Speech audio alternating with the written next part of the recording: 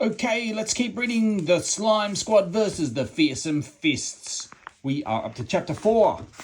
Behold the Pie.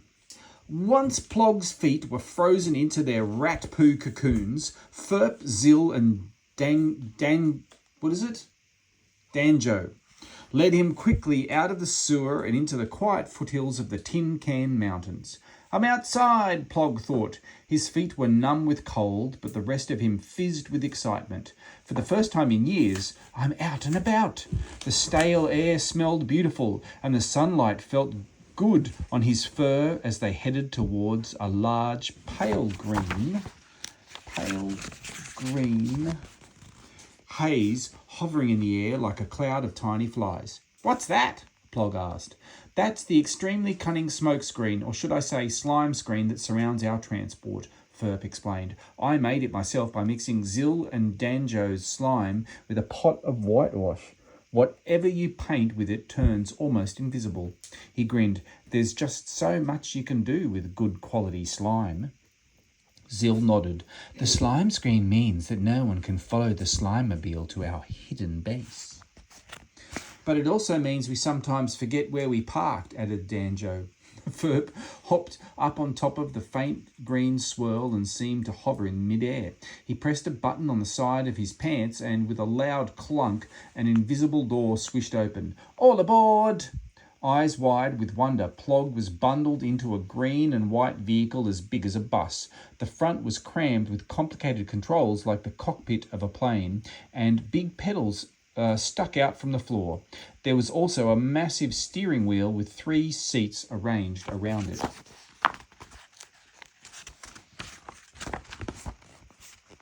Above this was a large tinted windscreen. Heavy shutters slid back to reveal the tin can landscape outside. Battered control units lined both sides like rusting sentries.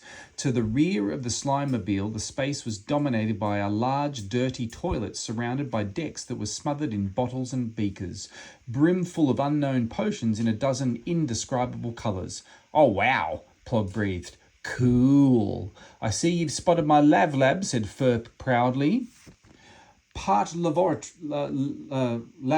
part laboratory. The perfect spot for slimy experiments. Save the science stuff for later. Zil fluffed up her tail, sank into the driver's seat and grinned over at Plog. Want to see what this baby can do, fur boy?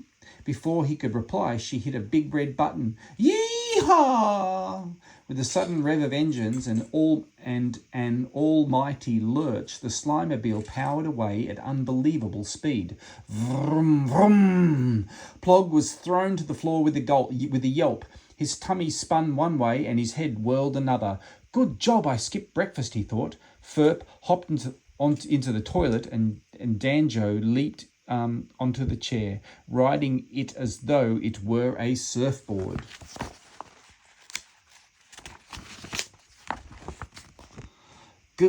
Go! He yelled as his 3 legs holding him as steady as a tripod. Plog closed his eyes tightly as the Slimobile went faster and faster, and when he opened them, he wished he hadn't. The sheer metal wall of a giant yellow skip was looming up ahead. They were zooming toward it on a collision course. Brake, he yelled. Start braking! Relax, fur boy, Zil told him. At the last possible second, a door opened in the side of the skip. We hang out in our hidden base, remember? The Slimobile whizzed through the hole and into a dark tunnel. Then Zil stamped on a pedal with 3 of her paws, and the Slimobile screeched to a stop. We're here, she announced. Splendid! Ferp jumped out of the lav and Danjo hopped down from his chair. Fear and excitement mixed in Plog's furry belly as Zil, Danjo and Ferp led him from the secret garage into a dark underground passage. He caught a glimmer of light ahead, a shining crack in the blackness. As he approached it, the crack grew wider. A secret door was swinging open. Welcome to our base, said Ferp proudly. Plog stared around at a whopping rectangular room. Everything was so big. A colossal light bulb burned like a sun below a solid sky of peeling plaster. Huge desks lay upturned on the filthy floor, half buried under crumpled papers and broken bottles, while the white walls were daubed with numbers and symbols that Plog didn't understand. But his attention was quickly drawn to a gigantic battered computer towering in the middle of the room. Wires and circuits spilled from its cracked casing like fabulous jewellery. To Plog, the glowing white line that flickered and wibbled across the green monitor, looked a little like a mighty mouth, while the two dots that danced above it were almost like eyes. "Welcome, Plog," boomed a deep robotic voice as the line wiggled further and the dots swelled in size. "I am the all-seeing Pi."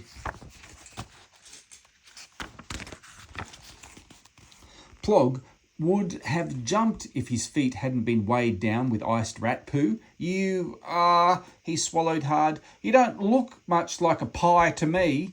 "I'm not a real pie, obviously," the computer retorted, a little tetchily. "Pi is short for Perfect Intelligent Electronics. I am a super advanced self-operating computer system." "Pi watches over all of Trashland," Ferp whispered. "He's our boss," Zil added. "He brought us together a whole year ago now. We were just ordinary monsters."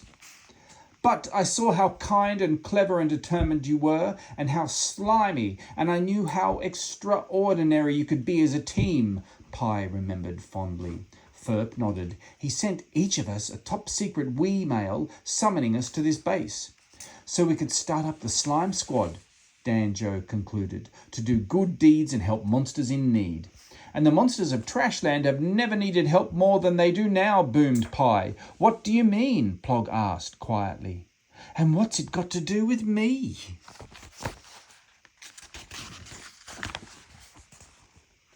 Pi's dots and lines grew wobblier. "Have you never wondered how life in Trashland began, Plog? Have you never thought of the human giants whose world we share and wondered why they stay away? Have you never wondered why the fluff in your belly button is always blue?" Plog blinked. "Not really." "I know the answers, Plog," the computer cried urgently. "Well, apart from that belly button thing, but I know too that a dark and deadly danger threatens our world." Pi's voice dropped to a grainy whisper. "Do you desire my knowledge, Plog? Do you dare to learn the truth? Will you allow your life to change forever in ways you could never have foreseen? For once I begin my tale, there can be no going back." Plog gulped. "Not even if I need the toilet?" "Well," Pi considered, "you could perhaps pop back to the lab for a quick wee break if necessary." "What if he needs to poo?" wondered Danjo. Ferp nodded. "Or indeed, a wee and a poo." "I'll hold it in," Plog declared boldly. He glanced down his frozen feet, looked up at his heroes, and then stared in wonder at their computerized boss. "I want my life to change forever. All-seeing Pi, tell me your tale." Chapter 5. Life, Trashland and Everything. Plog waited for Pi to speak, his heart in his mouth. "Well, I was leaving a dramatic pause," said Pi indignantly. "Sorry," said Plog. "Only Ferp said something crazy about me being needed to save Trashland." "It is not crazy," Pi snapped. "It is very, very serious. But before we get on to saving Trashland, I must tell you the secret of how it was created." "Wow," breathed Plog and Danjo. Ferp gasped in wonder. "You mean you actually know?" "Huh?" Zil folded 4 of her arms and shot Plog a resentful look. "Me and Ferp and Danjo have been helping monsters for a year, and you've never told us how come Furboy gets the gossip the moment you slap eyes on him." "I don't have eyes," Pi boomed. "I have senses, and as I told you, my senses have detected a deadly danger gathering around Trashland that threatens everything we have ever worked for, the happiness of our little monster, wherever he or she may be." The happiness of the little monster, wherever he or she may be. Don't know what that means. Pie's circuits were almost popping with passion. The three of you have done marvellous monster work throughout Trashland, but you have never faced evil before. None of us have. Alas, all that is about to change. I see, Zil murmured. Sorry. Plog swallowed hard and waited for Pie to explain further. In the beginning, boomed the computer, there was rubbish. Tons and tons of rubbish piled high on a landfill site that was closed down in mysterious circumstances. Then a human being came along. I've seen those human giants in books, said Ferb. They look so weird, Danjo shivered. They give me the creeps. Without this particular human, none of you would have existed, Pie told them primely. Indeed, this secret base is actually the cellar of the house that he built here. Plog's fur stood on end. What? Godfrey Gunk was a great scientist, Pie explained. He was very worried about the increasing amounts of pollution and rubbish in the world. His dream was to create marvelous mutant mini-monsters out of chemical goo. Monsters who would clean up the planet by eating, drinking, and generally devouring all types of trash. So Jeffrey bought an old closed landfill site, built a lab inside it, and got to work. How come you know so much about him? Asked Plog. Pie's screen dimmed. Because I was once his faithful supercomputer, his greatest invention. I worked with him to make his dreams come true. Of course, he wanted to make good, friendly, peaceful monsters who would be no trouble to look after, so he was very careful to keep the nastiest, stinkiest, most toxic waste separate from the rest. He worked and toiled and experimented and slaved and invented and toiled some more and experimented harder for years and years and Ferp urged him eagerly, and got precisely nowhere, Pie concluded. In the end, penniless and miserable, Godfrey became a mad scientist. He threw the hissiest hissy fit ever, smashed me open and hurled my audio-visual components to the four corners of the tip. Plog winced. Sounds awful. Actually, it turned out to be a good thing, Pie revealed. I was programmed with powers of self-repair and found I could still see and hear through my scattered circuits wherever they'd ended up, thanks to my wonderful wireless connections. Danjo smiled with understanding. So that's how you became the all-seeing Pie.